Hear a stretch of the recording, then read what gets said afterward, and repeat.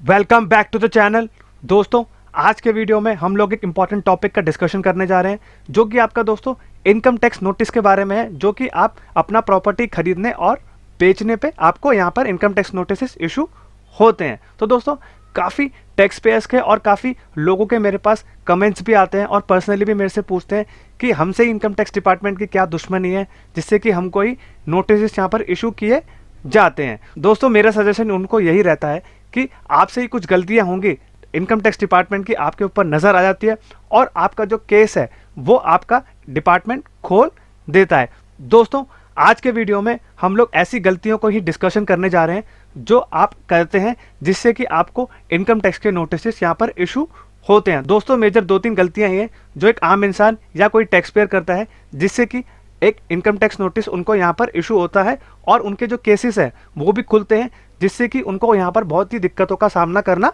पड़ता है। तो दोस्तों, एक एक करके हम लोग यहाँ पर डिस्कशन करने जा रहे हैं। दोस्तों, वीडियो को पूरा देखिएगा एंड स्किप मत करिएगा, जिससे कि आपको भी समझ में आ जाए कि आपके जो इनकम टैक्स के नोटिस है वो क्यों इशू होते हैं और आपको यहाँ पर क्या मेजर लेना चाहिए जिससे कि आप उस नोटिस से बच पाएं। अब दोस्तों, यहाँ पर पहली गलती होती है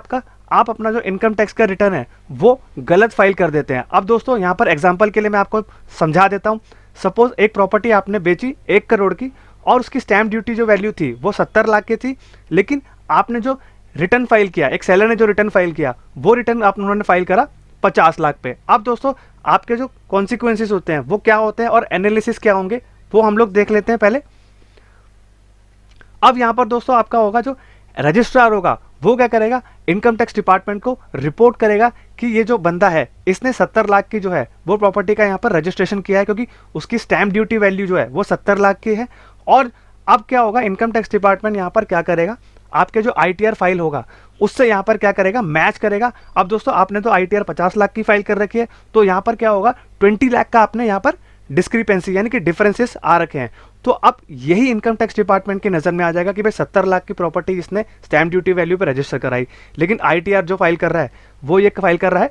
50 लाख पे। अब दोस्तों, यहीं से क्या होगा, इनकम टैक्स डिपार्टमेंट क्या करेगा, पहले उससे इंक्वायरी करेगा कि भाई आपने जो ITR फाइल किया है ये 70 लाख पे क्यों नहीं करा और 50 लाख पर पे क्यों करा है, क्योंकि उनके पास ऑलरेडी इन्फॉर्मेशन होती है रजिस्ट्रार की। क्योंकि दोस्तों, इनकम टैक्स डिपार्टमेंट की जो इन्फॉर्मेशन होती है वो 99% तो सही होती है। काफ़ी केसेस में हमने देखा है कि इनकम टैक्स डिपार्टमेंट से गलती होती है, लेकिन 99% में क्या होता है, उनसे यहाँ पर सही इन्फॉर्मेशन ही उनके पास होती है। अब दोस्तों, क्या होगा, कोई भी अगर डिस्क्रिपेंसी आई, अब डिस्क्रिपेंसी तो यहाँ पर 20 लाख की आ चुकी, क्योंकि 20 लाख का उन्होंने क्या करा, यहाँ पर 20 लाख पे टैक्स पे कम किया हुआ है। अब डिपार्टमेंट क्या करेगा, यहाँ पर इंफॉर्मेशन मांगेगा, जिससे कि क्या होगा, आपको यहाँ पर हैवी पेनल्टीज का सामना करना पड़ सकता है और आपको जो टैक्स तो होगा ही होगा, लेकिन आपसे क्या किया जाएगा, इनकम टैक्स आपने कम जमा किया उसके सेक्शन लगा करके आपके ऊपर यहाँ पर पेनल्टीज और इंटरेस्ट आपसे वसूला जाएगा। तो दोस्तों, पहली गलती तो आपकी यहाँ पर ये पाएगा कि आपने इनकम टैक्स रिटर्न यहाँ पर गलत फाइल किया हुआ है।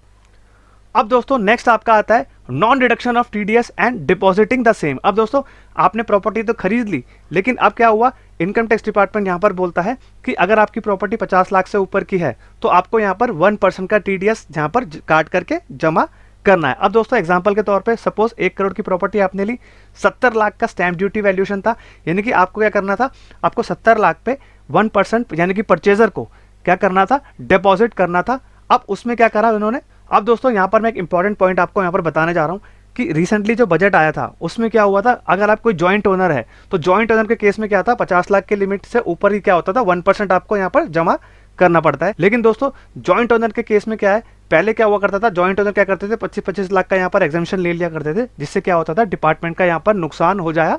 करता था। लेकिन दोस्तों, बजट में क्या हुआ, अब यहाँ पर डिसाइड हुआ कि जो जॉइंट ओनर के केस में भी होगा, तो अगर उनकी प्रॉपर्टी की वैल्यू 50 लाख से ऊपर है और 25-25 लाख का वो यहाँ पर फायदा नहीं उठा पाएंगे, उनको क्या करना पड़ेगा, 50 लाख यानी कि 51 लाख सपोज करिए, तो 51 लाख पे ही आपको यहाँ पर TDS यहाँ पर डिडक्ट करना पड़ेगा और डिपॉजिट करना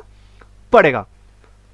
अब दोस्तों, यहाँ पर एनालिसिस हम लोग देखते हैं, अगर आपने TDS काट दिया और डिपॉजिट नहीं करा या रॉन्गली डिपॉजिट कर दिया बायर ने, तो क्या होगा, बायर और सेलर से क्या की जाएगी, यहाँ पर इंक्वायरीज की जाएगी और जिससे क्या होगा, दोनों का ही यहाँ पर केस खोला जाएगा और उनसे इंफॉर्मेशंस मांगी जाएंगी, जिससे क्या होगा, दोनों के ऊपर ही टैक्स तो उनको जमा करना ही पड़ेगा, लेकिन दोस्तों यहाँ पर क्या होगा, उनको उनके ऊपर हैवी पेनल्टीज और इंटरेस्ट भी यहाँ पर वसूला जाएगा। अब दोस्तों यहाँ पर हमने 2 सिनेरियो तो डिस्कस कर लिए। दोस्तों तीसरा भी आपका हो सकता है, सपोज करिए आपने प्रॉपर्टी तो ले ली लेकिन कैश क्या किया, कैश भी आपने यहाँ पर जमा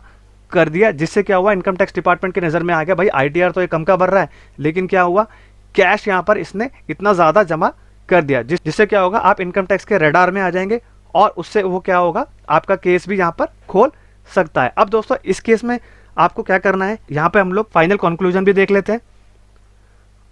अब दोस्तों हमारा कंक्लूजन ये रहेगा, या मेरा एडवाइस ये रहेगा आपको, कि आप किसी प्रोफेशनल का हेल्प लीजिए आईटीआर फाइल करते टाइम, जिससे कि आपको हेल्प मिले कि भाई हम अपना आईटीआर फाइल करेक्टली कर रहे हैं या नहीं कर रहे। और दोस्तों आप क्या करिए, मिस्टेक्स को यहाँ पर एक्सेप्ट करिए, जिससे कि क्या होगा, इनकम टैक्स डिपार्टमेंट ये तो मानेगा कि भाई ये जो पर्सन है ये अपनी गलती को एक्सेप्ट कर रहा है और यहाँ पर टैक्स पे करने के लिए यहाँ पर राजी भी है। तो दोस्तों अगर ये गलती आप मान लेते हैं तो इनकम टैक्स डिपार्टमेंट क्या करेगा, आपकी इंटरेस्ट और पेनल्टीज भी आपको यहाँ पर माफ़ी दे सकता है। और दोस्तों अगर आपका कोई जेन्युइन केस भी है, सपोज करिए किसी रीज़न की वजह से रिप्लाई फाइल नहीं कर सके, तो आपको यहाँ पर कंडोनेशन ऑफ डिले, यानी कि दोस्तों आपको यहाँ पर डिले का, यानी कि 15-20 दिन का आपको यहाँ पर इनकम टैक्स डिपार्टमेंट रियायत भी दे सकता है, जो कि आप क्या करिए, अपने डॉक्यूमेंट्स को यहाँ पर कलेक्ट कर लीजिए अच्छे से और सही हो जाइए, उसके बाद अपना आईटीआर यहाँ पर फाइल